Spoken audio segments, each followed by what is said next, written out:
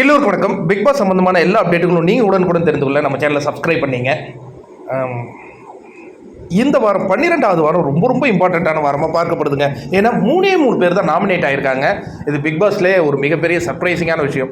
ஆரம்ப கட்டத்தில் இதுமாரி ஆயிருந்தால் கூட பரவாயில்ல, எண்ட் ஆஃப் த டைமில் ஆடும்போது ஒவ்வொருத்தவங்களும் அந்த வெற்றியை நோக்கி போயிட்டு இருக்கும்போது வெளியேறி விடுவோமோ அப்படிங்கிற அந்த பதட்டம் 3 பேருக்கு மட்டுமே இருக்கும். மற்றவங்கலாம் ரிலாக்ஸ் மோடில் இருக்கிற அந்த காட்சிகளை நம்மளால் உணர முடிகிறது. இப்போ யார் அந்த நாமினேட் ஆனவங்கன்னா விசித்ரா, ரவீனா, விக்ரம். இதில் பார்த்தீங்கன்னா விசித்ரா அவர்கள் கிட்டத்தட்ட 41.19% எடுத்து நல்ல ஒரு ஹியூஜ் லீடு எடுத்திருக்காங்க. ரவீனாவுக்கு வாக்குகள் குவிந்த வண்ணம் இருக்குங்க.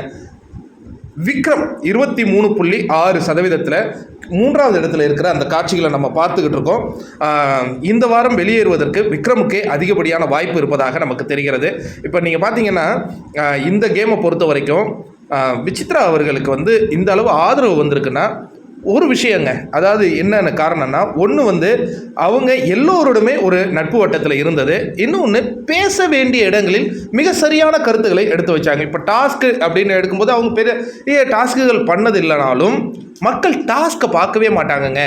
எப்படி ஒரு நபர் அந்த வீட்டில் நடந்து கொள்கிறார்கள் அப்படிங்கிறது தான் மக்கள் பார்ப்பாங்க. அப்படிங்கிறதுக்கு ஒரு எக்ஸாம்பிள் தான் விசித்ரா. ரவீனாவுக்கு எப்படி இவ்வளவு வாக்குகள் குவியுது அப்படின்னு பார்த்தீங்கன்னா இந்த ஃபேன் பேஸ்ன்னு சொல்லலாம் தான்.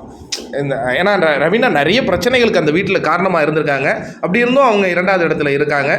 விக்ரம் அவருக்காக கூட அவர் பேசலை அப்படிங்கிற அந்த குறை அவருக்கு இருக்குது. அந்த குறையுடன் தான் அவர் வெளியேறுவார் அப்படிங்கிறது தான் இப்போ இருக்கிற நிலவரம். விஷ்ணு அடிக்கடி மிட்வீக் எவிக்ஷன் சொல்லிட்டு இருக்காரு. 3 பேர் இருக்கிறதுனால மிட்வீக் எவிக்ஷன் இருக்காது. அப்புறம் கமல்ஜி எபிசோடு ஒன்றுமே இல்லாத ஆகிடும். அதனால் ஒரு எவிக்ஷனா 2 எவிக்ஷனா எனக்கு தெரில. பாப்போம்.